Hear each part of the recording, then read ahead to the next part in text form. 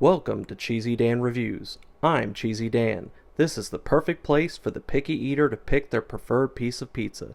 Today we're going to be reviewing Johnny's Pizza to see if their cheese is worth your dough. Well, I'm Cheesy Dan. Good to have you join us for today's review. Today we're going to be reviewing the Johnny's Pizza Large Cheese Pizza. Now, if you're unfamiliar with Johnny's, they are a chain they call themselves New York style pizza. When you go inside, they have themes where they're showing you a lot of New York style things like the Yankees and different things, trying to give you that idea of feeling like you're in New York. And one thing they specialize in is a thin crust pizza. And if you're familiar with the New York style, that happens to be one of my favorite. So let's open up the box and let's give it our initial impression. So, initial impression, cheese coverage is pretty good. I do like the fact that the crust is thin and it's got a golden brown baked around the corners here if you look on the edges. Also, the cheese does have a little bit of grease, which that tends to be pretty common, honestly, with cheese pizzas. But overall, looks like it's cooked extremely well. It's not overdone, not underdone, and looks like a really appetizing pizza. Well, the next step at this stage is to grab a slice and take a bite. When we pull it out, we can see it's got a good thickness of cheese, and you'd almost think by looking at it that I had ordered an extra cheese, but in fact, this one's just regular cheese. So I do appreciate the fact that they did put so much cheese on it. The bread is thin, which is very consistent with the New York style pizza. It has a thicker crust, has a little bit of extra cooking on the edges, which again is pretty common with a New York style pizza. The only thing left to do is take a bite and see what we think. It's so chewy. Now, say the taste, very good. You can definitely taste that there's a very thin amount of sauce in here, which that is very typical for a New York style pizza. The bread is very thin and doesn't really get in the way of the cheese. Cheese is definitely thicker, and you know, if you weren't a fan of that much cheese pizza, I guess you could always order it with light cheese, but you're on Cheesy Dan's channel. Of course, I'm not going to do that. The only thing I think I'm missing is I didn't eat it correctly. In fact, I'm originally from New England, and I was told by a fellow New Englander that I was eating my pizza all wrong. He said that I'm supposed to fold it. Now, I don't know if where you're from that's what's considered normal. It is where I'm from, so apparently I committed a faux pas by not eating this pizza the right way. So, let's fold it and eat it the way I was supposed to. It's so chewy. A little messier, but gets the job done. So hopefully I've satisfied those that don't appreciate the way I was eating my New York style pizza. However, as far as rating goes, I'm going to say initial appearance on this pizza is very good. I'm going to put it at an 8. The coverage is very good. There are sections of the pizza that are missing a little bit. However, overall, good amount of cheese, not much oil, not much grease showing. Initial taste, I'm going to put this one pretty strong. I'm going to say this one is a 9. I know that's a pretty high ranking, and you might say, well, there's other pizzas that are going to beat it, and that may be the case. However, I would say my initial taste on it is a 9 just because the cheese is very good. The bread is unobtrusive. The sauce has a good taste to it, and it doesn't overpower the cheese at all. So I'm definitely feeling pretty confident in that. Now, as far as the value goes, I did take a chance to have ChatGPT pull up an average cost for a large pizza at a sit-down restaurant. And when you take that into consideration, it says that it would vary anywhere from $18 up to $30. And of course, that varies depending on toppings that you choose. I chose no toppings. This one came in around $20 before tax or tip or any of that. So it is on the lower end of the scale, but at the same time, it's on the lower end of the scale without any toppings. So when I put this as far as a value, I'm going to actually put this one at a 7.5. I do feel like it could be just a few dollars cheaper, maybe $2, maybe $3 cheaper, just for the fact that there's no toppings on it and it is just, ordered to go.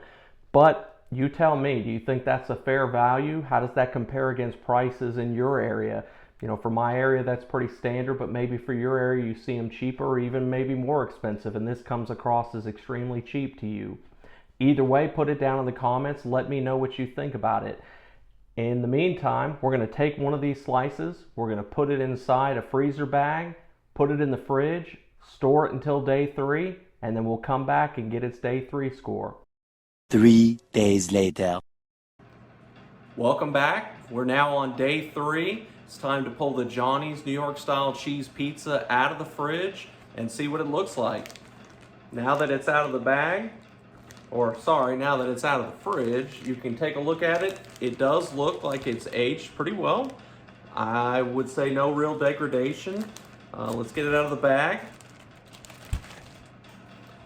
Yeah, a little bit of plasticky look, but that's obviously normal when it's been sitting inside of a freezer bag, so that's no big deal. But overall, it's got a really good look to it.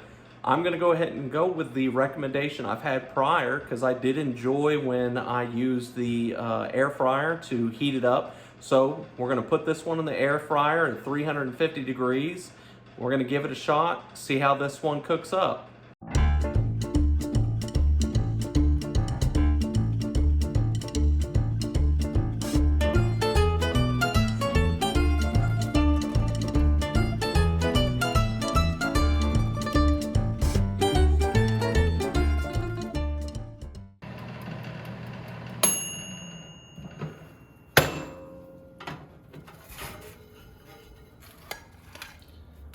Well, now that we've got it out of the air fryer, you can see that the air fryer did an excellent job of reheating it. In fact, it almost looks like it did the first day when I ordered it. That's one thing I'll have to admit. For the people that recommended I use an air fryer, it was a great recommendation. When you look at the pizza, you'll notice that even the center is cooked extremely well, whereas when you microwave, usually the outside edges of the pizza get overcooked and the center stays a little bit cold.